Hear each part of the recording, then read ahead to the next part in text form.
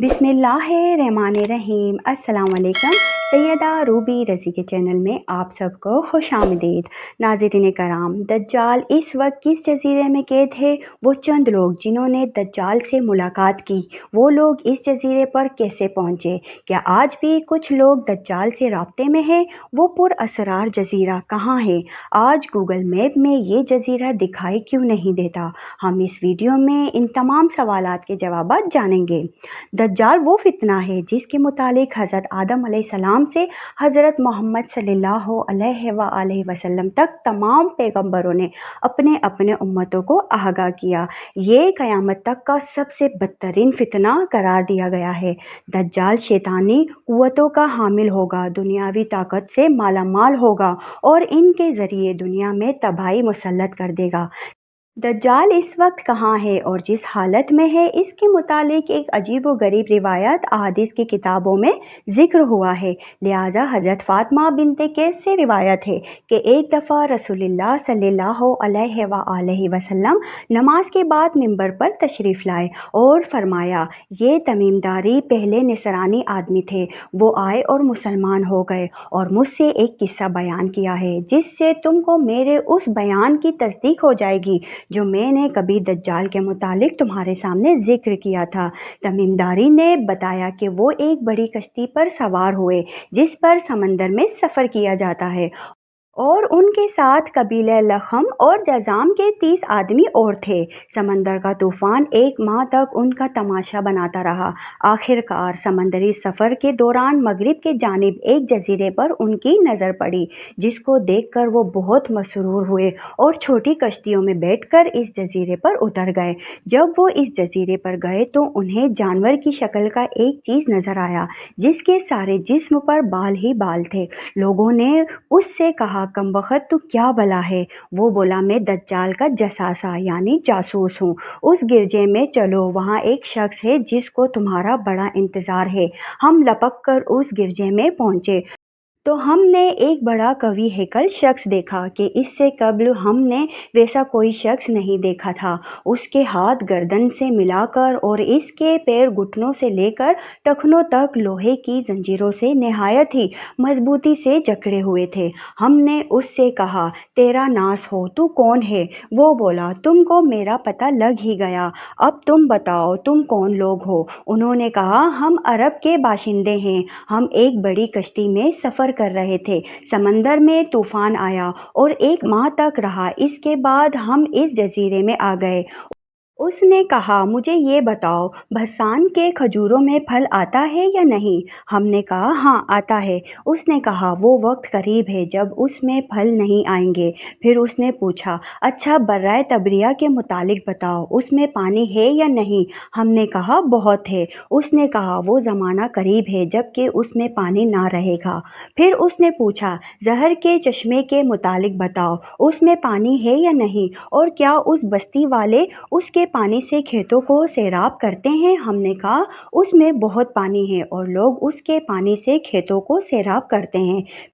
फिर उसने कहा, अच्छा नबी उम्मी का कुछ हाल सुना। हमने कहा, वो मक्का से हिजरत करके मदीना तशरीफ़ ले गए। उसने पूछा, क्या अरब के लोगों ने उसके साथ जंग की है? हमने कहा, हाँ। उसने पूछा, अच्छा फिर क्या नतीजा रहा? हमने बताया कि वो अपने गर्दोनवा पर गालिब आ चुके हैं और लोग उनकी अताअत कबूल कर चुके हैं। उसने कहा, सुन लो कि अरबों के हक़ में यही बेहतर था कि वो उनकी अताअत कर ले। और अब मैं तुमको अपने मुतालिक बताता हूँ, मैं मसीहुल दज्जाल हूँ और वो वक्त करीब है जबकि मुझको यहाँ से बाहर निकलने की इजाज़त मिल जाएगी। मैं बाहर निकलकर तमाम ज़मीन पर घूमूंगा। 40 दिन के अंदर अंदर कोई बस्ती ऐसी ना रहेगी जिसमें मैं दाखिल ना होऊंगा, सिवाय मक्का और मदीने के। उन दोनों मकामात में मेरा दाखिला ममनू है।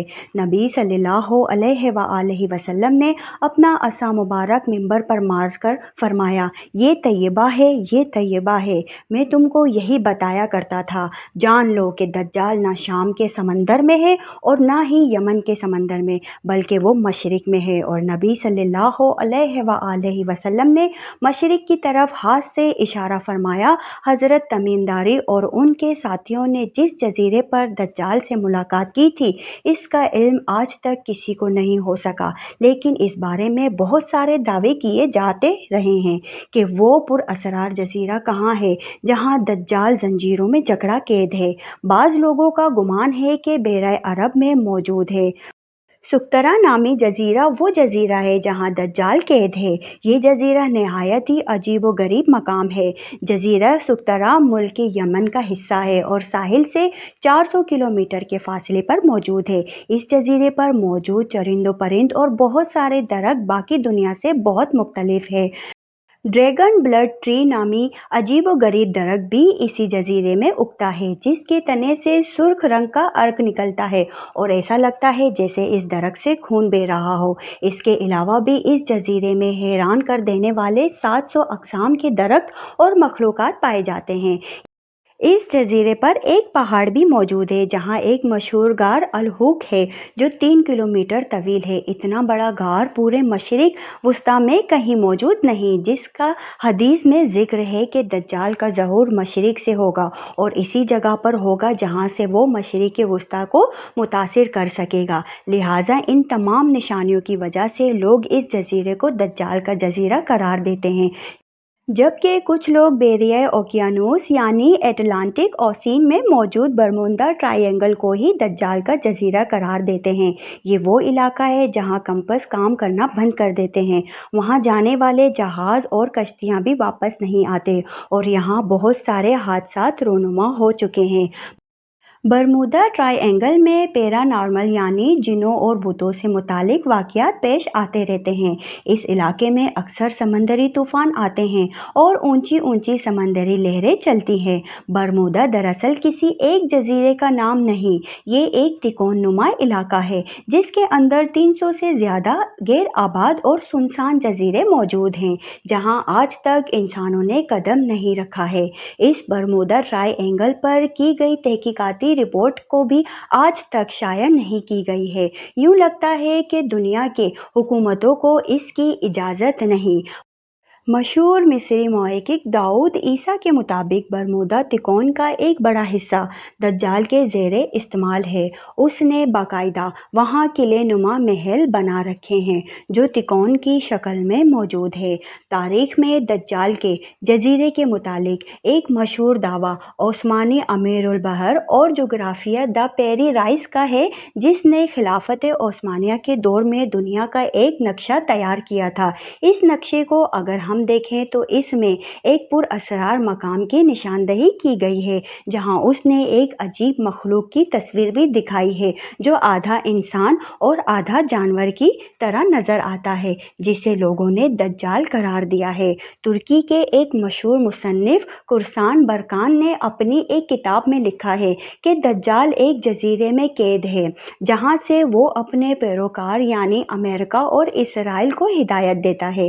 امریکہ اور یہودیوں کی بحری جہازیں اس جزیرے تک جاتی ہیں جہاں وہ اس گرجے میں دجال سے ملاقات کرتے ہیں اور انہیں بتایا جاتا ہے کہ آگے کیا کرنا ہے، لیکن یہ معلومات اتنی خفیہ ہوتی ہے کہ آج تک کوئی بھی یہ نہیں جان پایا کہ یہ جزیرہ کہاں موجود ہے۔ برکان نے لکھا ہے کہ وہ جزیرہ برمودا تکون میں ہی ہے، کیونکہ برمودا ٹرائی اینگل میں ایک ایسا جزیرہ موجود ہے جہاں ایک بڑا گرجا پایا جاتا ہے اور جہاں کسی کو بھی جانے کی اجازت نہیں ہے، اور اگر کوئی وہاں داخل ہونا چاہے تو وہاں سے واپس نہیں آ سکتا۔ یہ جزیرہ کوئی عام جزیرہ نہیں، یہی وجہ ہے کہ گوگل میپ میں اس جزیرے کی لوکیشن نہیں ملتی۔ نیز کئی لوگوں نے یہ دیکھنے کا دعویٰ بھی کیا ہے کہ اس جزیرے میں امریکی بحری بیڑے داخل ہوتے ہیں۔ ईसा दाऊद ने अपनी किताब में लिखा है कि दज्जाल ज़माना कदीम से इन गैर आबाद और वीरान जजीरों में रहता था और हुजूर सल्लल्लाहु अलैहि वसल्लम के विसाल तक वो बेड़ियों में जकड़ा हुआ था, मगर आप सल्लल्लाहु अलैहि वसल्लम की वफ़ात के बाद इसकी बेड़ियां टूट गई और वो आज़ाद हो गया, मगर इसे खुरूज की इजाज़त नहीं। लिहाजा अब वो बरमूदा ट्रायंगल के करीब वीरान जजीरों में रहता है और वहाँ से अपनी दज्जाली कुव्वतों और पैरोकारों के ज़रिए खुरूज की तैयारियां कर रहा है। ये जजीरा बुनियादी तौर पर दज्जाल का हेडक्वार्टर है, जहाँ से वो तमाम तदाबीर करता है और शर फैलाता है। अब उन जजीरों में दज्जाल का जजीरा कौन सा है, उसका सही इल्म सिर्फ अल्लाह तबारक व तआला को ही है, और अपने मुकर्ररा वक्त पर अल्लाह के हुक्म से दज्जाल उन जजीरों से निकलकर इंसानी आबादी की तरफ आ जाएगा, जो हमारे लिए एक आजमाइश और फितना साबित होगी, जिस फितने से बचने के लिए नबी आखिरुज़्ज़मा हज़रत मोहम्मद सल्लल्लाहु अलैहि वसल्लम ने हमें राह दिखाया है। नाज़रीन कराम, उम्मीद करती हूँ कि आपको ये वाक़या पसंद आया होगा। अगर पसंद आई हो तो वीडियो को लाइक शेयर करके चैनल को सब्सक्राइब कर दें और बेल आइकन दबा दें, और कमेंट्स में अपनी कीमती राय का इजहार ज़रूर कीजिएगा। अब तक के लिए इतना ही। सैयदा रूबी रज़ी को दीजिए इजाज़त। अपना बहुत सारा ख्याल रखिएगा। अल्लाह हाफिज़।